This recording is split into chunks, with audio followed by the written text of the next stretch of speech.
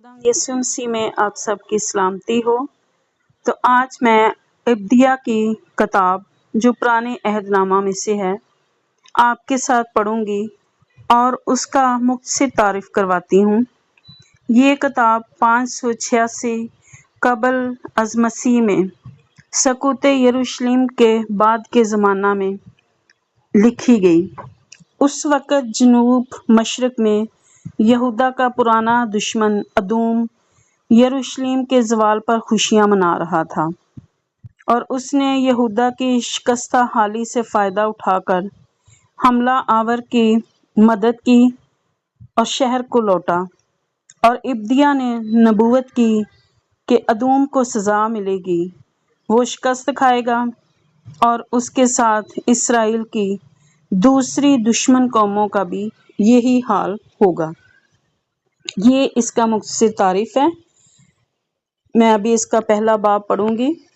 پہلے باب میں خداوند جو ہے ادوم کو سزا دے گا۔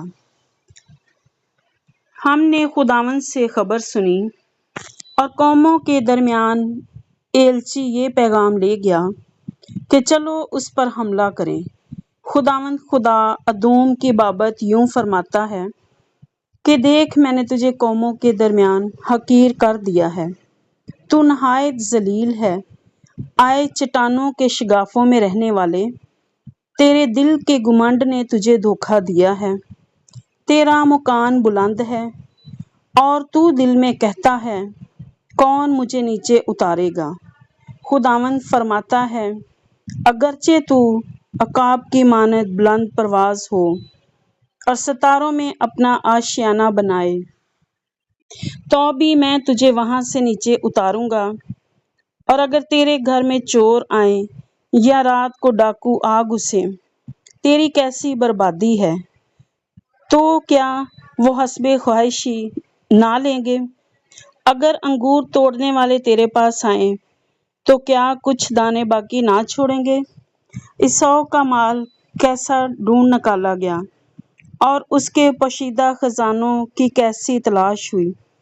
تیرے سب حمایتیوں نے تجھے سرحد تک ہانک دیا ہے، اور ان لوگوں نے جو تجھ سے میل رکھتے تھے تجھے فریب دیا اور مغلوب کیا، اور انہوں نے جو تیری روٹی کھاتے تھے تیرے نیچے جال بچھایا اور اس میں ذرا دانائی نہیں۔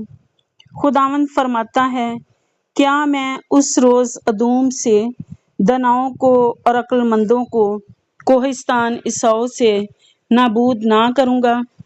آئے تیمان، تیرے بہادر گھبرا جائیں گے، یہاں تک کہ کوہستان عیساؤ کے باشندوں میں سے ہر ایک کاٹ ڈالا جائے گا۔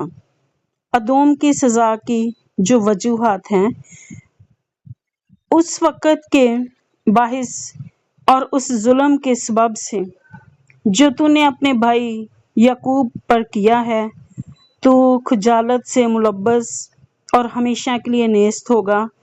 جس روز تو اس کے مخالفوں کے ساتھ کھڑا تھا، جس روز اجنبی اس کے لشکر کو اسیر کر کے لے گئے اور بیگانوں نے اس کے پھاٹکوں سے داخل ہو کر یروشلم پر کرا ڈالا، تو بھی ان کے ساتھ تھا۔ تجھے لازم نہ تھا کہ تو اس روز اپنے بھائی کی جلاوطنی کو کھڑا دیکھتا رہتا اور بنی یہودا کی ہلاکت کے روز شادمان ہوتا اور مصیبت کے روز لافزنی کرتا؟ تجھے مناسب نہ تھا کہ تو میرے لوگوں کی مصیبت کے روز ان کے پھاٹکوں میں گھستا اور ان کی مصیبت کے روز ان کی بدحالی کو کھڑا دیکھتا رہتا اور ان کے لشکر پر ہاتھ بڑھاتا؟